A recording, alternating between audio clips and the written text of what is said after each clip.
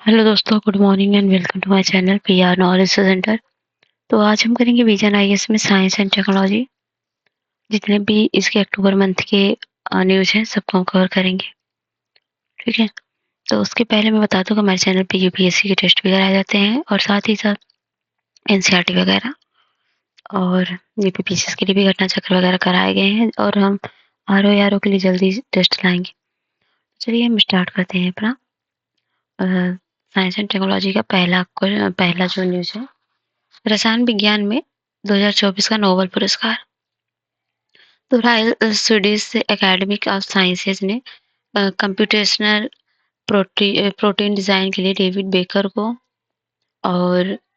Baker को तथा protein structure prediction prediction के लिए हेमिस हसबियन जॉन एम जम्पर को संयुक्त रूप से रसायन विज्ञान 2024 का पुरस्कार मिला है नोबेल का।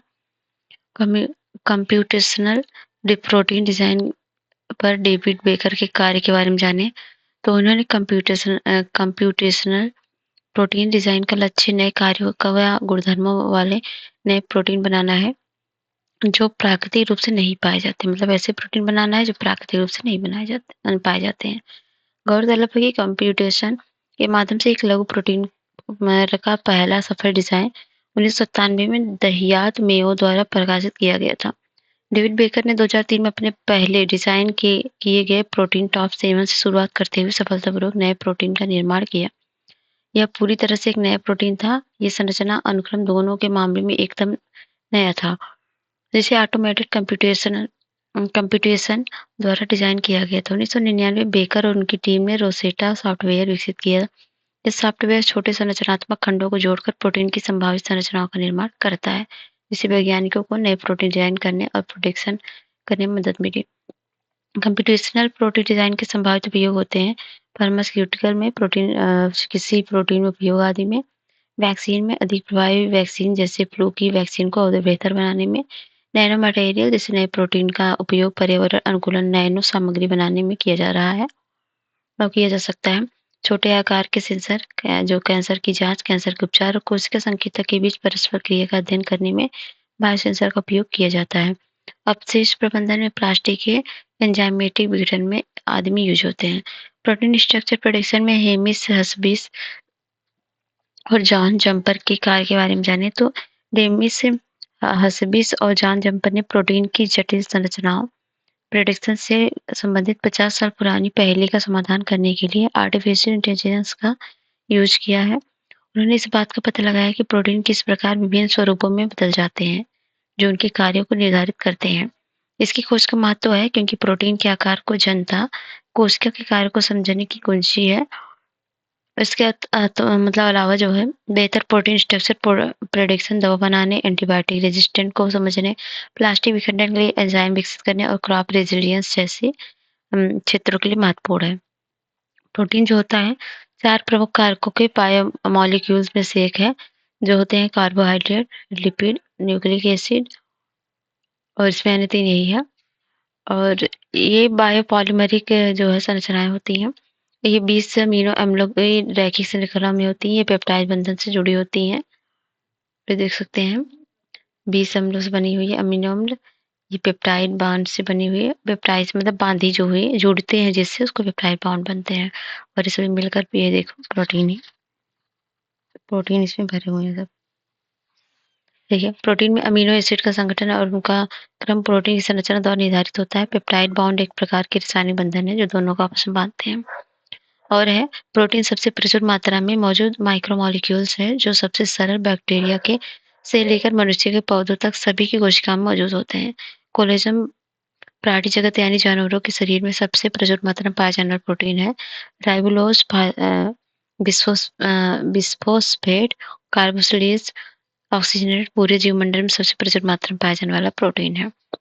प्रोटीन संगठन के स्तर के बारे में बात करें तो प्राथमिक प्रोटीन संरचना अमीनो एसिड की एक श्रृंखला का अनुक्रम होता है और द्वितीय प्रोटीन संरचना तब उत्पन्न होती है जब अमीनो एसिड का अनुक्रम त्रिआयामी आकार में बदल जाता है, जैसे प्लीटेड शीट और अल्फा हेलिक्स है। और तृतीय प्रोटीन संरचना तब बनती है जब एक परिपक्व प्रोटीन अपने आप पर ही फोल्ड हो जाती है, जैसे प्लीटेड शीट है, अल्फा हेलिक्स।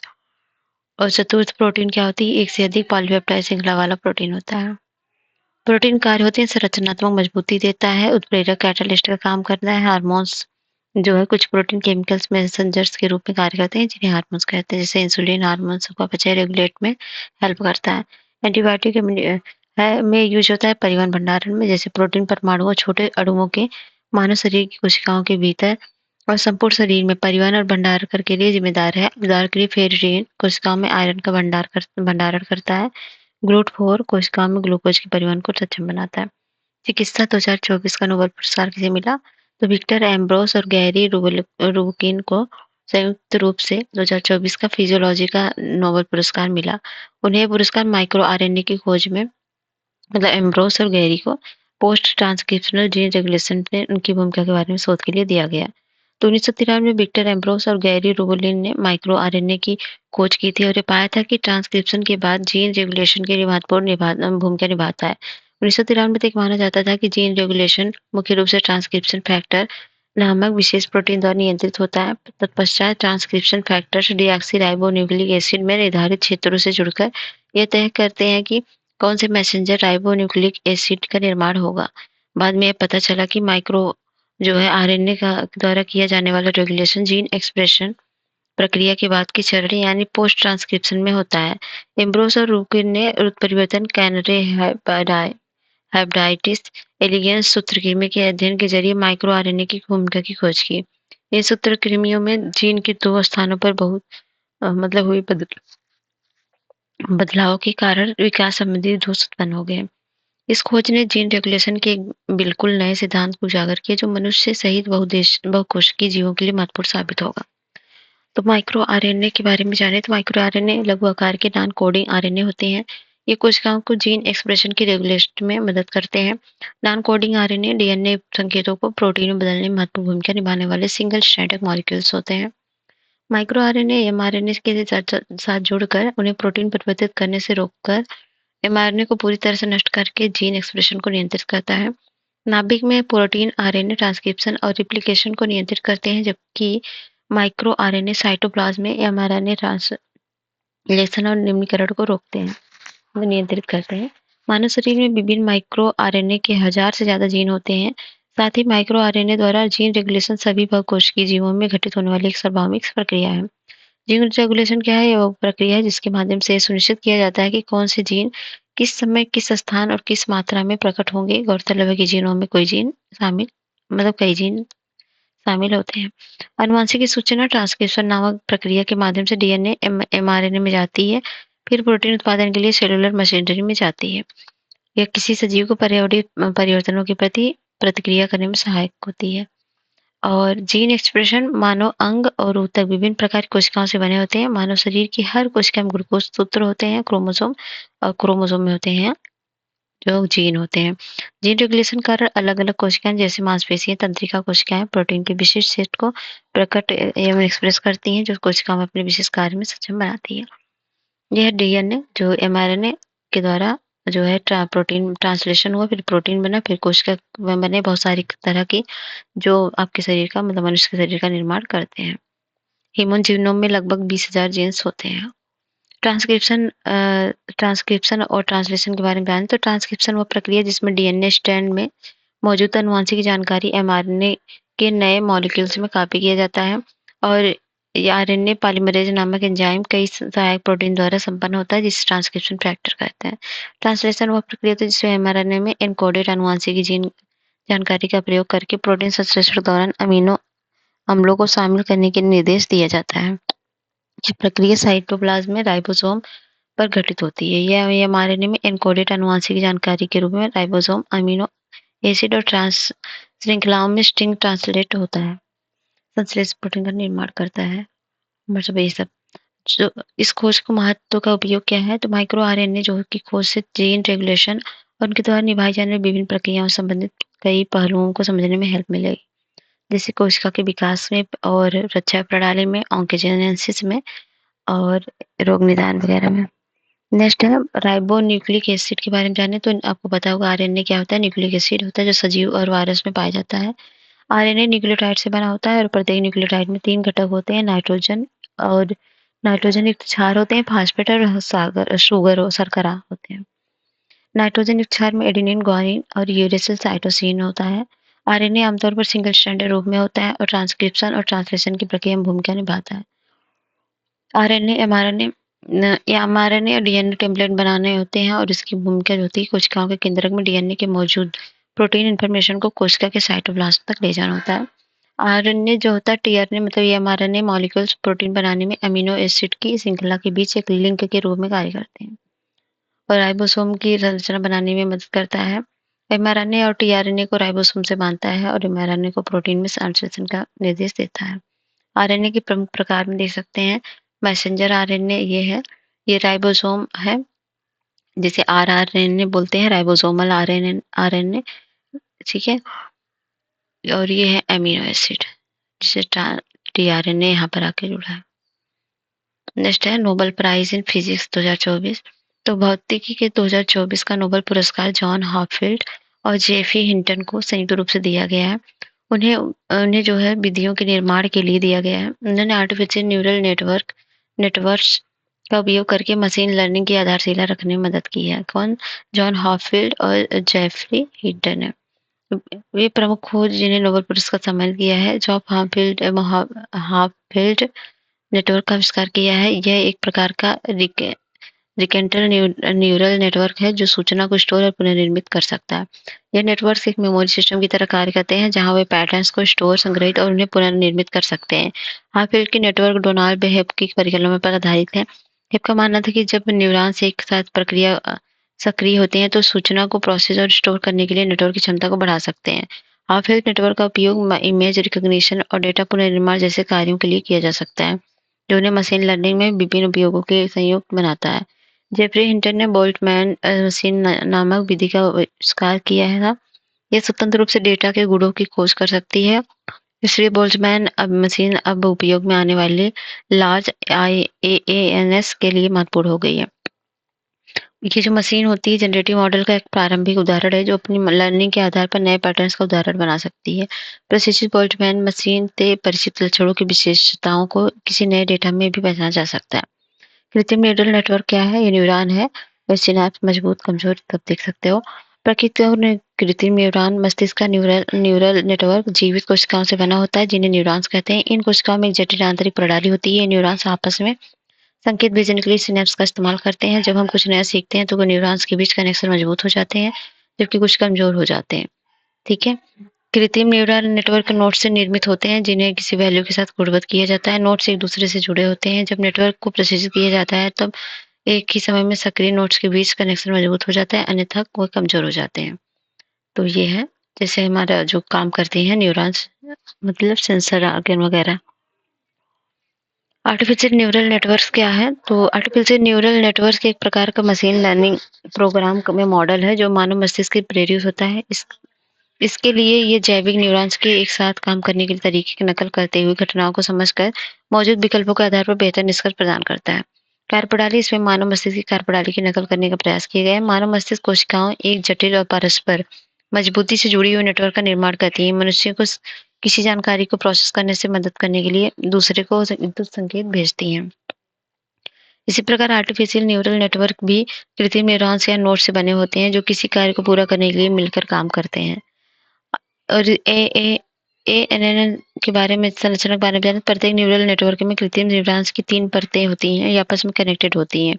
इनपुट लेयर होता है जो डेटा को प्रोसेस करता है, जो विश्लेषण वर्गीकरण करता है, उसे अगली लेयर तक भेजता है। हिडन लेयर इनपुट लेयर से प्राप्त आउटपुट विश्लेषण करता है और प्रोसेस करता है और अगली लेयर तक भेजता है। चलिए इसके बारे में इतना जानना जरूरी नहीं है, बस कौन नोबेल प्राइज पाए, किस क्षेत्र में पाए, इतना जानना जरूरी है। नेक्स्ट है भारत जैन प्रोग्राम। तो ये क्या है? हाल में विज्ञान एवं प्रौद्योगिकी मंत्रालय ने जनरेटिव आर्टिफिशियल के क्षेत्र में एक अग्रणी पहल पर भारत जैन का शुभारंभ किया है। इसकी विशेषताएं बहुभाषी और मल्टी मॉडल्स है, भारतीय डेटा सेट पर आधारित प्रशिक्षण देता है, ओपन सोर्स प्लेटफॉर्म है और जनरेटिव रिसर्च इकोसिस्टम है।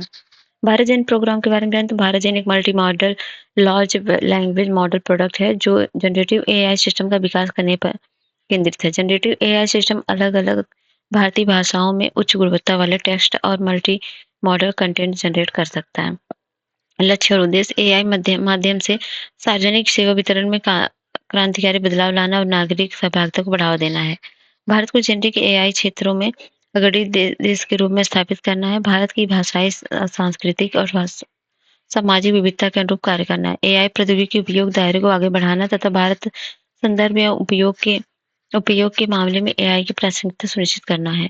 कार्यान्वयन एजेंसी है आईआईटी बॉम्बे, टीआईएच फाउंडेशन पर इंटरनेट ऑफ थिंग एवं आईओई जो है द्वारा प्रमुख शैक्षणिक संस्थाओं के अकादमिक भागीदारों के साथ किया जाएगा। आईआईटी बॉम्बे द्वारा national mission on interdisciplinary cyber physics system के अंतर्गत टीआईएच और आईओटी को भारतीय अधिनियम की धारा 8 के तहत एक गैर लाभकारी कंपनी के रूप में स्थापित किया गया है। समय सीमा इस प्रोजेक्ट को 2 साल 2026 पूरा होने की उम्मीद है। भारत डेटा सागर ये भारत जेन का एक मुख्य भाग है। इसका उद्देश्य भारत के केंद्रीय डेटा का एक विशाल भंडार स्थापित करना है। इसमें एक ऐसा एआई मॉडल विकसित कर किया जाएगा जिसमें हमारे देश की अनूठी विविधताएं गहराई से समाहित हों। और नेक्स्ट है generative AI large language model के बारे में जाने तो ये क्या है? जनरेटिव एआई जो है, एआई एक ऐसा आर्टिफिशियल इंटेलिजेंस है जो उपयोगकर्ता के निर्देश या अनुरोध या कमांड के आधार पर मूल कंटेंट क्रिएट कर सकता है, जैसे text, message, video, audio, software code आदि। Generative AI large language model पर आधारित है। एआई मॉडल पर ये एआई मॉडल चैट जीपीटी जैसे टेक्स्ट आधारित जनरेटिव एआई टूल्स का आधार होते हैं। Generative AI deep learning model पर निर्भर करते हैं, यानी यह एक एल्गोरिदम मानव मस्तिष्क की तरह सीखने और निर्णय लेने की प्रक्रियाओं की नकल करता है और लगातार खुद को बेहतर बनाता है। लार्ज लैंग्वेज मॉडल मुख्यतः फाउंडेशन मॉडल की एक श्रेणी है। लार्ज एआई मॉडल होते हैं जो नेचुरल लैंग्वेज और अन्य प्रकार के कंटेंट को समझ सकते हैं और उत्पन्न कर सकते हैं। इसका उपयोग कई तरह के कार्यों को पूरा करने के लिए किया जा सकता है। एलएलएमएस विशाल मात्रा में डेटा से पैटर्न सीखकर कार्य करने तथा ह्यूमन लैंग्वेज पहचानने और व्याख्या करने में सक्षम होते हैं। एलएलएम्स आमतौर पर ट्रांसफार्मर आर्किटेक्चर नामक एक प्रकार के न्यूरल नेटवर्क पर आधारित होते हैं। इसमें कई स्तर के न्यूरल नेटवर्क और सेल्फ अटेंशन मैकेनिज्म शामिल होते हैं, उन्हें इस पैटर्न सीखने में मदद करते हैं। पारंपरिक एआई और एआई के बीच तुलना। मुख्य फोकस है डेटा का विश्लेषण, निर्धारित कार्य निष्पादित करना और automated decision making. Generative AI है नया data, text, image, music create करना। सीखने का दृष्टिकोण है स्पष्ट नियम और एल्गोरिदम है। डेटा संचालित लर्निंग है। आउटपुट है सुनियोजित आउटपुट जैसे कि प्रेडिक्शन, समाधान या वर्गीकरण है। पूरी तरह से नया कंटेंट या क्रिएटिव आउटपुट है। अनुकूलन क्षमता है, मैनुअल हस्तक्षेप और रिप्रोग्रामिंग की आवश्यकता होती है। समय के साथ अपने प्रदर्शन में ऑटोमेटेड समायोजन और सुधार है। उदाहरण उदाहरण में मास्टर शेफ द्वारा किसी रेसिपी को बनाने के लिए नियमों का पालन करना है, जो पारंपरिक एआई है, और इसमें इनोवेटिव शेफ द्वारा एक नई रेसिपी का व्यंजन को बनाना है। और उपयोग क्या है? सटीकता, दक्षता, तर्कशीलता है। इसमें रचनात्मक कंटेंट क्रिएशन होता है। एआई भारत जेन प्रोग्राम का महत्व सरकार द्वारा समर्थन है। एआई पब्लिक गुड्स के रूप में है और समावेशी एआई है और आत्मनिर्भर भारत के दृष्टिकोण के अनुरूप है। एआई के विकास को बढ़ावा देने के लिए शुरू की गई पहले है इंडिया एआई मिशन है। AI research analytics and knowledge dissemination platform है। Global partnership on artificial intelligence है। भारत एक संस्था का सदस्य भी है।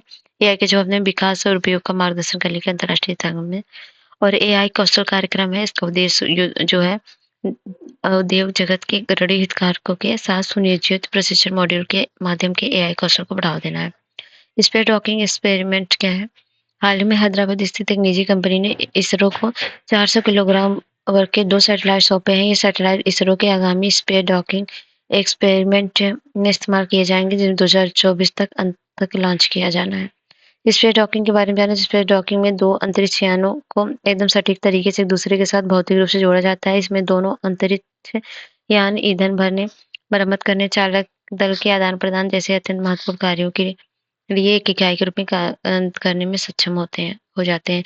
इसमें अंतरिक्ष कक्षाओं में अत्याधुनिक फैसिलिटी जैसे कि अंतर्राष्ट्रीय अंतरिक्ष स्टेशन का निर्माण और अंतरिक्ष अन्वेषण को आगे बढ़ाने में मदद मिलती है।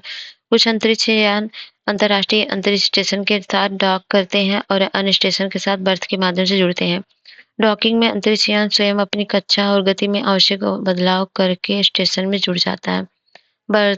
बर्थिंग में एस्ट्रोनॉट अंतर्राष्ट्रीय स्टेशन की रोबोटिक आर्म की मदद से अंतरिक्ष यान को जोड़ता है। इसके बाद मिशन कंट्रोल पृथ्वी से नियंत्रण संभालता है और रोबोटिक आर्म को अंतरिक्ष यान को अटैचमेंट साइट तक ले जाने का निर्देश देता है। स्पेस डॉकिंग एक्सपेरिमेंट के बारे में जाने तो इसरो को स्पेडएक्स प्रौद्योगिकी प्रदर्शन संबंधी एक प्रयोग है। इसका उद्देश्य ऑटोनॉमस डॉकिंग में महारत हासिल करना है और ये अंतरिक्ष के क्षेत्र में एक महत्वपूर्ण क्षमता है, जिसे केवल कुछ गिने-चुने देश ही विकसित कर पाए हैं। चेसर और टारगेट नामक 2 उपग्रहों को पीएसएलवी द्वारा बहुत कम अंतराल पर स्थित अलग-अलग कक्षाओं में प्रक्षेपित किया जाएगा। तत्पश्चात इन्हें पृथ्वी से लगभग 700 किलोमीटर की ऊंचाई पर डॉक किया जाएगा। तो ये सब चीज़ें हैं। अब है इस मिशन का भारत के लिए महत्व है अंतरिक्ष अन्वेषण में। गगनयान है अंतरिक्ष जो मानव अंतरिक्ष उड़ान कार्यक्रम है, और चंद्रयान 4 जो चंद्रमा में सैंपल को धरती पर लाना है, और भारतीय अंतरिक्ष स्टेशन के लिए भी है। निजी क्षेत्र की भागीदारी भी है, भविष्य में प्रभाव है, और ये अंतरिक्ष आधारित अवसंरचना के निर्माण और डीप स्पेस एक्सप्लोरेशन के लिए अंतर्राष्ट्रीय सहयोग के अवसर प्रदान करेगा। साथ साथ विदेशी मुद्रा अर्जन करने में भी हेल्प करेगा। चुनौतियां हैं, जटिल डॉकिंग मैकेनिज्म है, ऑटोमेटेड सिस्टम है, सेंसर की अविश्वसनीयता है, और अन्य चुनौतियां हैं जिसमें अंतरिक्ष में मौजूद मलबे के खतरा, माइक्रोग्रेविटी का प्रभाव, डाटा ट्रांसफर, संचार का बने रहना आदि जैसे जटिल मुद्दे शामिल हैं। निष्कर्ष है, भारत द्वारा एडवांस अंतरिक्ष प्रौद्योगिकी का विकास अंतरिक्ष अन्वेषण क्षमताओं में एक महत्वपूर्ण कदम है। ऐसी प्रगति वैज्ञानिक और तकनीकी आत्मनिर्भरता के प्रति देश की प्रतिबद्धताओं द्वारा अंतर्निर्भर भारत के दृष्टिकोण के अनुरूप है। यह वैश्विक स्तर पर अंतरिक्ष क्षेत्र के जुड़े अनुसंधान और विकास के अग्रणी बनने की भारत की आकांक्षाओं को दर्शाती है। स्पेस बेस्ड सर्विलियंस क्या होते हैं? हाल ही में सुरक्षा संबंधी मंत्रिमंडलीय समिति ने सैन्य और सैन्य उपयोगों के लिए स्थलीय एवं समुद्री क्षेत्र संबंधी जागरूकता हेतु अंतरिक्ष आधारित निगरानी परियोजना के तीसरे चरण को मंजूरी दी है। अन्य संबंधित तथ्य में अंतरिक्ष आधारित निगरानी परियोजना के तीसरे चरण के तहत निगरानी के लिए निम्न भू कक्षा और भू स्थिर कक्षा में 52 उपग्रहों को स्थापित किया जाएगा। कृत्रिम बुद्धिमत्ता से लैस उपग्रहों का ये नया समूह पृथ्वी की अलग-अलग कक्षाओं में स्थापित किया जाएगा। साथ ही ये उपग्रह जियो इंटेलिजेंस एकत्रित करने के लिए अंतरिक्ष में एक दूसरे के साथ इंटरैक्ट करने में भी सक्षम होंगे। जब पृथ्वी 36,000 किलोमीटर की ऊंचाई पर जीईओ स्थित एक उपग्रह किसी ऑब्जेक्ट को डिटेक्ट करता है, तो वह पृथ्वी से 400 से 600 किलोमीटर की ऊंचाई पर एलईओ में स्थित उपग्रह से उस ऑब्जेक्ट को नजदीक करने से अवलोकन करने का निर्देश दे सकता है। इसमें उस ऑब्जेक्ट के बारे में अधिक विस्तृत और सटीक जानकारी मिल सकती है। ठीक है, ये सब है। चलिए इतना ही जानिए इसके बारे में, और नेक्स्ट हम चलते हैं एकीकृत जीनोमिक चिप के बारे में जानते हैं। क्या है ये? तो ये प्रधानमंत्री ने भारत में पशुधन के लाभ के लिए एकीकृत जीनोम चिप और स्वदेशी सेक्स सॉर्टेड सीमेन प्रौद्योगिकी लॉन्च की है। तो एकीकृत जीनोम चिप के बारे में जाने तो सिंगल न्यूक्लियोटाइड पॉलीमॉर्फिज्म चिप है। इसके उद्देश्य है भारतीय मवेशी नस्लों की जीनोमिक प्रोफाइलिंग और मूल्यांकन के लिए डिजाइन किया गया है। इसने देश में दूध उत्पादन के लिए पाले जाने वाले विविध मवेशियों की आनुवंशिक क्षमता को बढ़ाने के लिए डीएनए तकनीक के सीधे उपयोग को सक्षम बनाया है। ये चिप्स किसानों को उच्च गुणवत्ता वाले मवेशियों की जल्दी पहचान करने और डेयरी फार्मिंग कार्य क्षमता को बढ़ाने में मदद करेगी। चिप के प्रकार हैं, गौ चिप है गायों के लिए, महिष चिप है भैंसों के लिए। इस पशुपालन, डेयरी और मत्स्य पालन मंत्रालय के तहत कार्यरत पशुपालन डेयरी विभाग के नेतृत्व वाले कंसोर्टियम द्वारा विकसित किया गया। इसमें राष्ट्रीय डेयरी विकास बोर्ड, राष्ट्रीय पशु जैव प्रौद्योगिकी संस्थान आदि शामिल है। सिंगल न्यूक्लियोटाइड पॉलीमॉर्फिज्म के बारे में जाने तो डीएनए अनुक्रम में भिन्नता को संदर्भित करता है, जिसमें एक सिंगल न्यूक्लियोटाइड रेफरेंस अनुक्रम से भिन्न होते हैं। डीएनए अनुक्रम 4 न्यूक्लियोटाइड क्षार की श्रृंखला में होते हैं, जिसमें एडेनिन, साइटोसिन, गुआनिन, थायमिन होता है। नेक्स्ट है सेक्स सॉर्टेड सीमेन प्रौद्योगिकी के बारे में जाने तो ये जेंडर सिलेक्टेड सीमेन होते हैं। इनका उपयोग मवेशियों और भैंसों में कृत्रिम गर्भाधान के लिए किया जाता है। यह 90% से अधिक की सटीकता के साथ केवल मादा के जन्म को सुनिश्चित करता है, जबकि पारंपरिक सीमेन में नर और मादा के एक समान अनुपात पैदा होने की संभावना होती है। मेक इन इंडिया और आत्मनिर्भर भारत पहल के तहत एनडीडीबी ने सेक्स सॉर्टेड सीमेन की स्वदेशी तकनीक विकसित की है। अब इसे बहुराष्ट्रीय कंपनियों द्वारा निर्मित किया जाता था पहले से। आनुवंशिक नस्ल सुधार के बारे में इसमें बेहतर आनुवंशिक लक्षण वाले पशुओं का चयन किया जाएगा और उनके वीर्य को संरक्षित कर फ्रीज कर दिया जाएगा। फिर इसे संबंधित प्रजनन क्षेत्रों में वितरित किया जाएगा और इस तकनीक से उच्च गुणवत्ता वाली नस्लें विकसित की जाएंगी, जिससे दूध उत्पादन पशुओं की गुणवत्ता में सुधार होगा। इसे स्वदेशी या देसी नस्लों के संरक्षण को भी बढ़ावा मिलेगा और इसमें कृत्रिम गर्भाधान, in vitro fertilisation, embryo transfer technology आदि अलग-अलग तकनीकें शामिल हैं। आनुवंशिक नस्ल सुधार की आवश्यकता के पीछे मंशा है रोग मुक्त क्लोज्ड का निर्माण करना, जलवायु परिवर्तन को सहने में सक्षम और रोग प्रतिरोधी नस्लों का विकास करना, इसमें पशुधन के समग्र आनुवंशिक पूल में स्थायी वृद्धि होना, किसानों को सशक्त बनाने और उनकी आजीविका में सुधार करने में मदद मिलती है। विदेशी प्रजातियों और संकर नस्लों पर निर्भरता कम हो जाती है। आनुवंशिक नस्ल सुधार के लिए भारत द्वारा की गई यानी पहले है राष्ट्रीय गोकुल मिशन है 2014 का, और जो राष्ट्रव्यापी कृत्रिम गर्भाधान कार्य का कार्यान्वयन और गोजाति इन विट्रो फर्टिलाइजेशन तकनीक का उपयोग करके नस्ल सुधार कार्यक्रम को बढ़ावा देना है। उच्च गुणवत्ता वाले वाले सांड पैदा करना।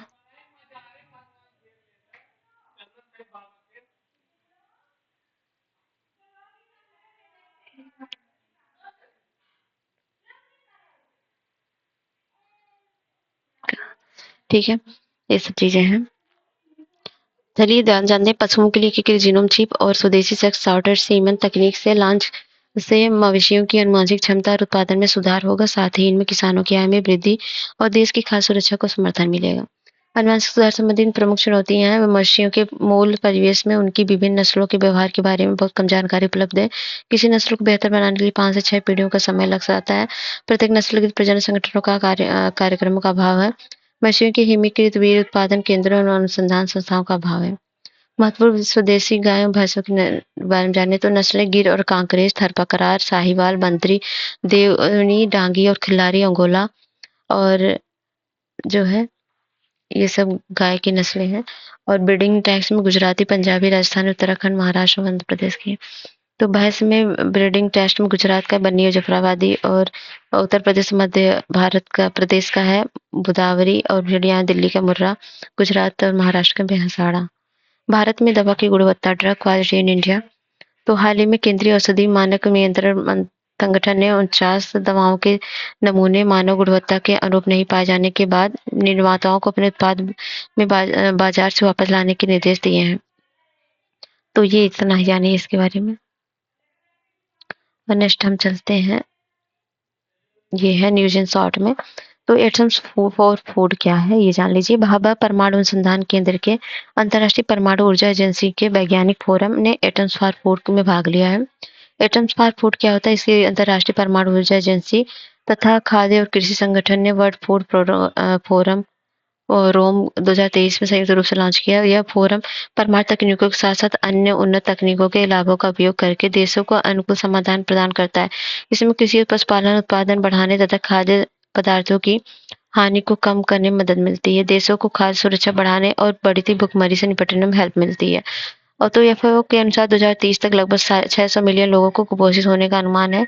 संयुक्त राष्ट्र के अनुसार 2050 तक दुनिया की आबादी में 1/3 की वृद्धि होगी, और ये वृद्धि ज्यादातर विकासशील देशों में होगी। कृषि क्षेत्र के लिए परमाणु तकनीक है विकिरण तकनीक, ये फॉल आउट रेडियो न्यूक्लाइड है, कॉस्मिक न्यूट्रॉन सेंसर है, रेडियो इम्यूनेशन तकनीक है, स्टरलाइट इंसेक्ट तकनीक है। अन्य प्रौद्योगिकी नाइट्रोजन 15 है, पादप जड़ों में नाइट्रोजन स्थिरीकरण को मापने की तकनीक है। आइसोट्रोपिक सेंसिंग तकनीक है, फसल पोषण और जल प्रबंधन उपयोग आदि में यूज होता है। ठीक है। और नेक्स्ट है मैस वेधशाला का उद्घाटन। परमाणु ऊर्जा विभाग ने हानले लद्दाख में एक मेज एटमॉस्फेरिक चेरेन को एक्सपेरिमेंट वेधशाला का उद्घाटन किया है। मेष वेधशाला उद्घाटन परमाणु ऊर्जा के विभाग ने प्लेटिनम जुबली वर्ष समारोह का एक हिस्सा है। इसकी स्थापना 1954 में की गई थी। इसे परमाणु ऊर्जा अधिनियम 1948 का कार्यकारी आदेश के माध्यम से प्रधानमंत्री के प्रत्यक्ष प्रभार में स्थापित किया गया है। डीएई परमाणु ऊर्जा के शांतिपूर्ण उपयोग के लिए अनुसंधान विकास का नेतृत्व करता है। और नेक्स्ट है यूरोपा क्लीपर। नासा का यूरोपा क्लीपर बृहस्पति के चंद्रमा यूरोपा के अन्वेषण के लिए लंबी यात्रा निकाला। यूरोपा क्लियर के बारे में जाने इसका उद्देश्य है इस तथ्य का पता लगाना है कि यूरोपा में जीवन के लिए अनुकूल परिस्थितियां मौजूद हैं। साक्ष्यों से पता चलता है कि यूरोपा के बर्फ के नीचे विशाल लवड़ी महासागर मौजूद है, जिसमें पृथ्वी की से भी अधिक जल है। यह नासा द्वारा किसी ग्रही मिशन के लिए विकसित किया गया है। अब तक का सबसे बड़ा अंतरिक्ष यान है। तो बृहस्पति चंद्रमा है ये, और यह 2030 तक में पृथ्वी की बृहस्पति की परिक्रमा शुरू करेगा। 2031 में यूरोपा के कई फ्लाई बॉय उड़ान भरेंगे। इस उपकरणों में बर्फ भेजने वाले रडार कैमरे और एक तापीय उपकरण शामिल है जो जल के किसी भी हालिया स्फोटन में नजर रख सकते हैं। लुपेक्स मिशन है राष्ट्रीय अंतरिक्ष पैनल में भारत के 5वें चंद्र ध्रुवीय अन्वेषण मिशन को मंजूरी दी है। 2040 चंद्रमा पर प्रथम भारतीय को भेजने और चंद्रमा में नमूने को पृथ्वी पर लाने वाले मिशन की आधारशिला रखेगा। लूपेक्स के मिशन के बारे में जाने तो चंद्रमा पर जल की मात्रा गुणवत्ता की जांच करेगा और साथ ही चंद्रमा के डार्क साइड का अन्वेषण करने का प्रयास भी करेगा। चंद्रमा के डार्क साइड को चंद्रमा का फार साइड भी कहते हैं। ऐसा इसलिए क्योंकि चंद्रमा का हिस्सा पृथ्वी पर चंद्रमा के टाइटल रॉनिंग के कारण पृथ्वी के कभी भी दिखाई नहीं देता है। अंतर्राष्ट्रीय सहयोग परियोजना इसमें इसरो लूनर रोवर और जापान की जैक्सा लैंडर को विकसित करेगी। नासा और यूरोपीय अंतरिक्ष एजेंसी के ऑब्जर्वेटरी इंस्ट्रूमेंट्स भी रोवर पर लगाए जाएंगे। लैंडिंग स्थल इस मिशन के लिए लैंडिंग स्थल चंद्रमा का दक्षिणी ध्रुव होगा, क्योंकि ऐसा माना जाता है कि इस क्षेत्र में जल मिलने की अधिक संभावना है। हालांकि दक्षिणी ध्रुव पर लैंड करना निम्नलिखित चुनौती पूर्ण है। इस क्षेत्र में पर्याप्त प्रकाश का अभाव है और यह क्षेत्र पृथ्वी के लाइन ऑफ साइट में न होने के कारण संचार स्थापित करने में बाधा उत्पन्न करता है। इस क्षेत्र में लैंडिंग के लिए समतल भूभाग बहुत कम है। चंद्रयान 3 के विक्रम लैंडर की सफल लैंडिंग ने भारत को चंद्रमा में दक्षिणी ध्रुव पर उतरने वाला पहला देश और चंद्रमा पर उतरने वाला चौथा देश बना है। और सब पहले 3 देश हैं संयुक्त राज्य अमेरिका, रूस, चीन। Remote bridge in orbit service, मतलब जैसे राइज मिशन क्या है, तो राइज यूरोपीय अंतरिक्ष एजेंसी का पहला इन ऑर्बिट सर्विसिंग मिशन है। ये पृथ्वी की कक्षा में ईंधन भरने वाले मरम्मत और नवीनीकरण करने और कक्षा में असेंबलिंग करने जैसे कार्यों की दिशा में महत्वपूर्ण कदम है, जो अंतरिक्ष में चक्रीय अर्थव्यवस्था के लिए आवश्यक है। अंतरिक्ष चक्रीय अर्थव्यवस्था को बढ़ावा देने वाली पहले हैं, वैश्विक स्तर पर शुरू की गई पहले हैं। यूरोपियन स्पेस एजेंसी ने 2050 तक अंतरिक्ष में चक्रीय अर्थव्यवस्था तक लक्ष्य तक 2030 तक डेब्रिज न्यूट्रलिटी को प्राप्त करने का लक्ष्य रखा है। नासा का consortium for space mobility and capability है कॉस्मिक, और फिर से उपयोग किए जा सकने वाले प्रक्षेपण यान जैसे स्पेस लक्स का फाल्कन 9 है। भारत का एक शुरू की गई पहले है। इसरो के reusable launch vehicle technology demonstration programme का उद्देश्य उपयोग किए जा सकने वाला रॉकेट विकसित करना है। 2030 तक भारत अंतरिक्ष क्षेत्र के सभी मिशन मलबा मुक्त अंतरिक्ष मिशन होंगे। 2028 में प्रक्षेपित किया जाएगा और इसमें भू-स्थिर उपग्रहों को डॉक करने और उनकी कक्षा को नियंत्रित करने की क्षमता होगी। राइज मिशन भू-स्थिर कक्षा में लगभग 100 किलोमीटर ऊंचाई तक पहुंचेगा और सैटेलाइट्स को उनके मिशन समाप्त होने के बाद पार किया जाता है, जिस क्षेत्र को उपग्रहों को ग्रेवायर्ड भी कहते हैं। ठीक है, नेक्स्ट है मूनलाइट प्रोग्राम। तो हाल ही में यूरोपीय अंतरिक्ष एजेंसी ने Moonlight lunar communications and navigation service programme launch किया है। मूनलाइट प्रोग्राम क्या है? आगामी 2 दशक में अंतरिक्ष एजेंसी और निजी कंपनियों द्वारा 400 से अधिक मून मिशनों के लिए सेवा प्रदान करना है। ये 5 लूनर सैटेलाइट्स का एक समूह होगा। इससे लाभ होगा सटीक स्वचालित लैंडिंग और सरफेस मोबिलिटी सक्षम करना, पृथ्वी चंद्रमा के बीच उच्च गति वाले संचार व डेटा स्थानांतरण की सुविधा प्रदान करना और चंद्रमा के दक्षिणी ध्रुव पर कवरेज प्रदान करना सब है। प्रारंभिक सेवाएं 2028 के अंत तक शुरू होने की उम्मीद है। 2030 तक प्रणाली पूरी तरह से चालू हो जाएगी। न्यूट्रिनो फॉग क्या है? तो ये हाल ही में लक्स जेपलिन नामक अमेरिकी dark matter detector neutrino fog की मौजूदगी के कारण डार्क मैटर के किसी निश्चित कण की पहचान करने में बदल रहा है। तो यही इतना जानिए। और कैरान क्या है? वैज्ञानिकों ने नासा जेम्स वेब टेलीस्कोप का उपयोग करके कैरान मतलब प्लूटो के चंद्रमा पर कार्बन डाइऑक्साइड और हाइड्रोजन पेरोक्साइड का पता लगाया है। तो इसमें कैरान तथा प्लेटो के अन्य चंद्रमाओं की उत्पत्ति को समझने में मदद मिल सकती है और मंडल में बर्फीले पिंडों की उत्पत्ति और विकास समझने में मदद मिलेगी। कैरान है प्लेटो के 5 चंद्रमाओं में सबसे बड़ा है। यह इतना बड़ा है कि प्लूटो और कैरान दोहरे ग्रह की तरह एक दूसरे की परिक्रमा करते हैं। प्लूटो एक बौना ग्रह है और एक कुइपर बेल्ट में स्थित है। कुइपर बेल्ट में नेपच्यून से परे सौरमंडल के सुदूर क्षेत्र स्थित है। स्काई शील्ड क्या है? तो स्विट्जरलैंड यूरोपीय स्काई शील्ड पहल में शामिल हुआ है। इसे रूस द्वारा यूक्रेन पर आक्रमण के बाद 2022 में स्थापित किया गया था। जर्मनी के नेतृत्व वाली यूरोपीय आयरन डोम शैली की रक्षा प्रणाली है। हवाई हमलों के खिलाफ यूरोप की कक्षा को मजबूत करना और क्योंकि इसमें नाटो की एकीकृत वायु एवं मिसाइल रक्षा मजबूत होती है। और सदस्य यूनाइटेड किंगडम सहित 21 सदस्य हैं। ये पहल मूल आधारों पर एरो 3 को इसराइली अमेरिकी मिसाइल रक्षा प्रणाली है। यह लंबी दूरी की बैलिस्टिक मिसाइलों को रोक सकती है। Global strategic preparation readiness and response plan, जिसे एसपीआरपी बोलते हैं, डब्ल्यूएचओ की शुरुआत की इसकी।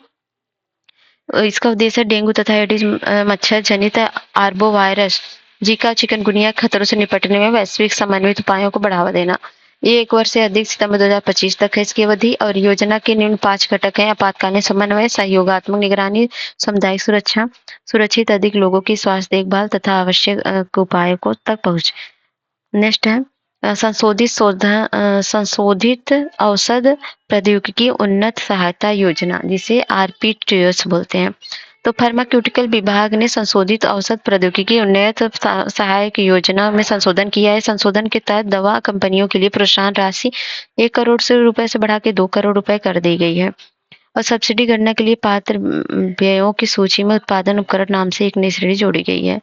इसका उद्देश्य है फार्मास्यूटिकल उद्योगों में संशोधित अनुसूचित यम एवं विश्व स्वास्थ्य संगठन के गुड मैन्युफैक्चरिंग स्टैंडर्ड के रूप अपग्रेडेड करने में सहायता करना। अंतर्राष्ट्रीय चिकित्सा उपकरण विनियामक फोरम है। हाल ही में केंद्रीय औषधि मानक नियंत्रण संगठन अंतरिक्ष चिकित्सा उपकरण विनियामक फोरम का एफिलिएटेड सदस्य बन गया है।